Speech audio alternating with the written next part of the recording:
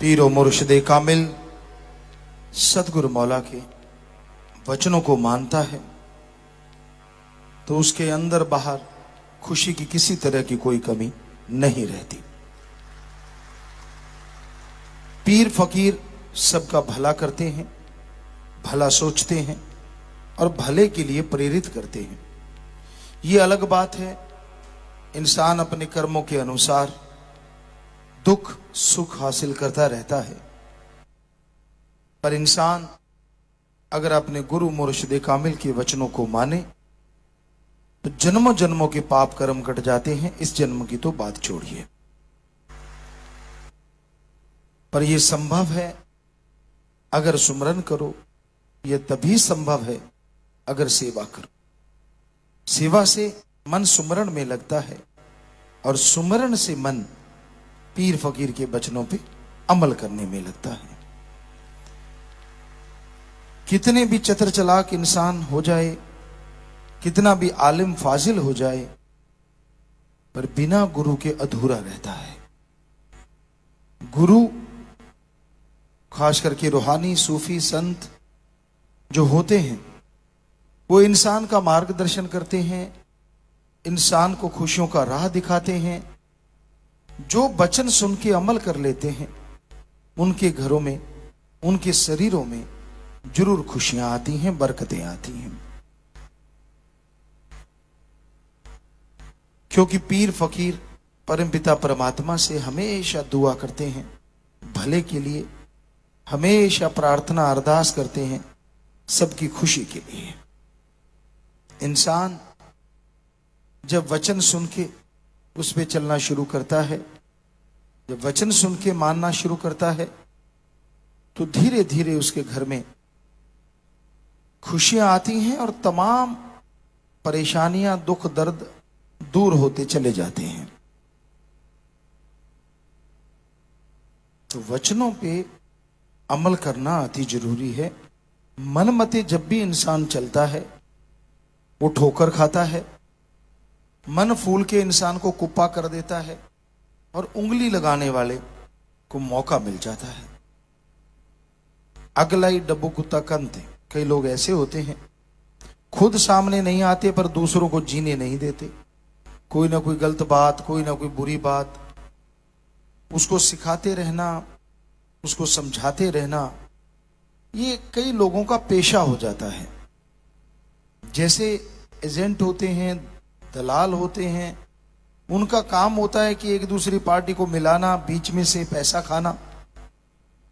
उसी तरह कुछ लोगों की आदत बन जाती है चुगली, निंदा, बुराई, कहीं भी उनको मिल जाए तो उसको हवा देना। हाँ ये सही है, हाँ तू सही है। कभी भी वो सुखी नहीं रह सकते, ना उनके परिवार जो दूसरों को गुमराह करते हैं, दूसरों को गलत रास्ते में चलते हुए देख के वाह वाह करते हैं।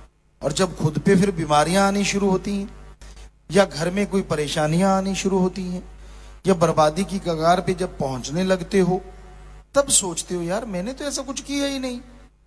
पर ये नहीं जानते कि आपने बहुत कुछ किया है।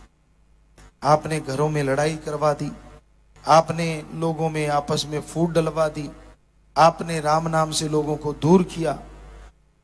तो ये पता नहीं चलता जब आप ये कर्म करते हैं, और जब नतीजा आता है तब पता चलता है। पर फिर पछताए होत क्या जब चिड़िया चुग गई खेत, फिर कुछ नहीं बनता। तो अच्छा है कि आप बुरे कर्म करो ही ना, अच्छा है जोड़ने की कोशिश करो, तोड़ो ना। क्योंकि कहते हैं एक मां से बच्चे को दूर करना कितनी तकलीफदायक होता है। उस मां के लिए वो दर्द से कर्राह उठती है, ऑटोमेटिकली उसके अंदर से बद्दुआएं निकलती हैं और वो इस इंसान का पीछा नहीं छोड़ती जिसने उसके बच्चे को दूर किया होता है।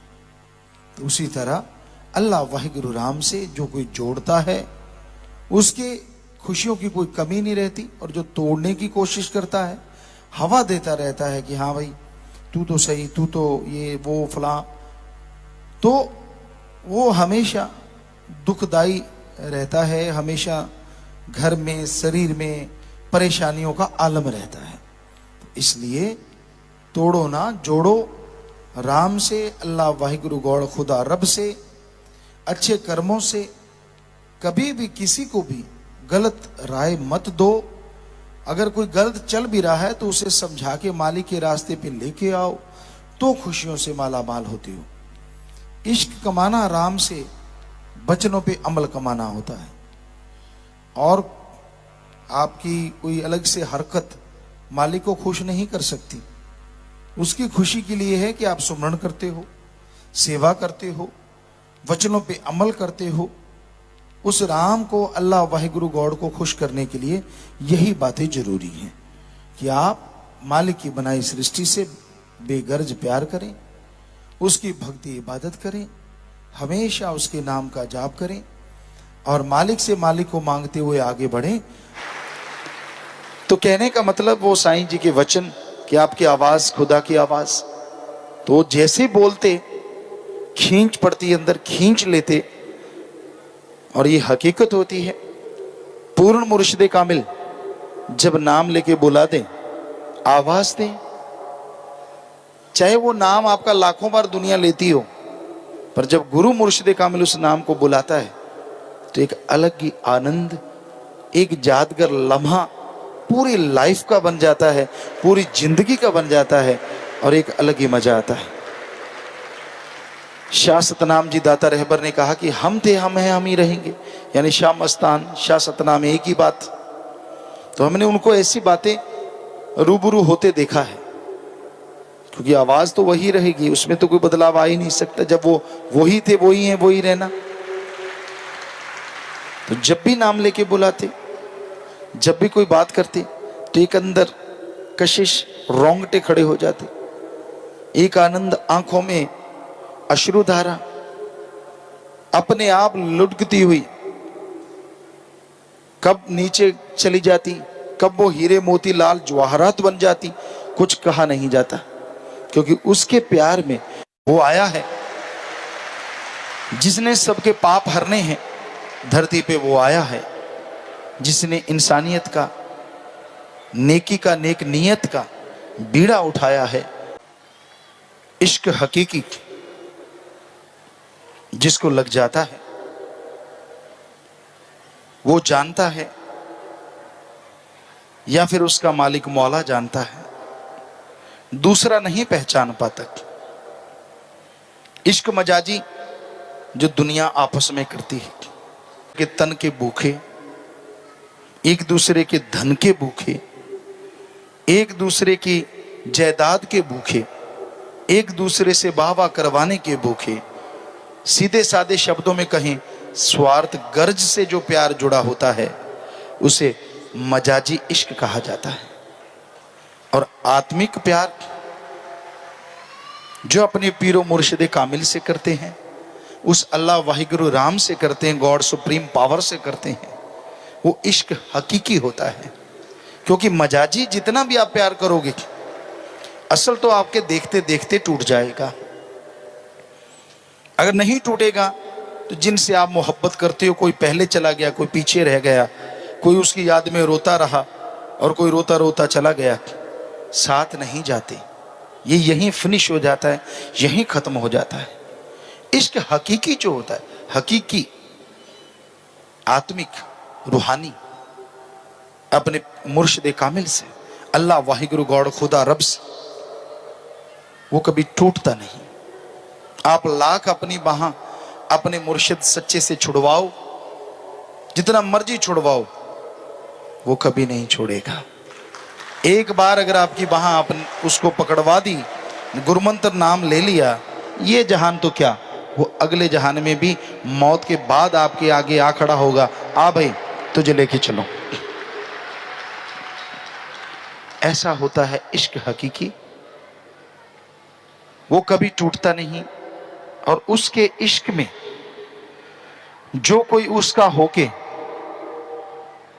इश्क में नाचता है, इश्क में खुशी मनाता है, उसकी खुशियां कई गुना बढ़ती चली जाती हैं। इश्क हकीकी आपका रुतबा नहीं देखता, इश्क हकीकी आपका दिमाग नहीं देखता, आप कितने इंटेलिजेंट हो, कितने भोले भाले हो, कई बार भोले भालों को मालिक लुटाता खजाने। ज्यादा अकल चतुराई भी कई बार इश्क हकीकी में रुकावट पैदा कर देती है। तो ऐसी मोहब्बत का पाठ हमें पढ़ाया साईं मस्ताना दाता रहबर ने, कुल मालिक दया के सागर ने हमें सिखाया कैसे करनी है मोहब्बत। सीधे साधे अल्फाज, कोई ढोंग ढकोसला नहीं, कोई भूमिका बांधने की जरूरत नहीं। इश्क हकीकी है, वो चेहरे पे आ जाता है। जमीन से जुड़े रहो। कहने का मतलब दया, दीनता, नम्रता कभी भूलो ना। अहंकार ना करो। दाता पुल दाता नाल प्यार पा लिया। बेपरवाह जी ने एक वचन लिखा है, दाता को मत भूलो, उसने दातें दे दी, अहंकार मत करो, दाता को याद रखो। लोग मेले मुजरे जाते हैं, नाच गान फंक्शनों में जाते हैं, वहां मन मजे लेता है। सत्संग में आना पड़ जाए, लेने के देने मन खड़े कर देता है। ओहो, ये तो बड़ी मुश्किल काम है, ये तो बहुत चल के जाना पड़ेगा, ये वो फला, तरह तरह के बहानेबाजी, तरह तरह की तरीके दिखाता है। और आदमी की जो बचपन से लिव लगी होती है, कईयों की हमने टूटती देखी है, जो अपने मुर्शिद, अपने सतगुरु के दर्श को मक्का मदीना समझा करते हैं। जब दुनिया की आबो हवा, मन माया की हवा पड़ती है, वही लोग राम नाम को एक बोझ समझते हैं, सत्संग में आना फजूल का काम समझते हैं। भूल जाते हैं जिस सत्संग के दाता ने तुझे दातें दी हैं, उन दातों की मोहब्बत में इतना खो गया है कि दाता को भूल गया है। पर धन्य है मेरा मुर्शिद कामिल शाह मस्तान शाह सतनाम, ना कभी भूले थे, ना भूले हैं, ना हम कभी भूलेंगे। कि हमें कोई बड़ाई नहीं, माइक कुछ नहीं कहता, हम बोलते हैं तो माइक बोलता है। वैसे हम तो माइक की तरह हैं, जो मेरा मुर्शिद दाता रहबर बोलता है वही इस मुंह से अल्फाज निकलता है, जो वो करवाता है वही शरीर ये कर्म करता है। हमें मान नहीं, सब कुछ है अपने मुर्शिद पे, हमें कोई घमंड नहीं, कोई अहंकार नहीं। ये हमारी बड़ाई नहीं, मुर्शिद की रहमत है। जिस मुर्शिद ने नवाजा है, जिसकी रहमत हुई है, उसी की वजह से ये सब है, वरना कुछ भी नहीं है। तो कभी भी उसकी याद, उसकी मोहब्बत को दिल से न जाने दो।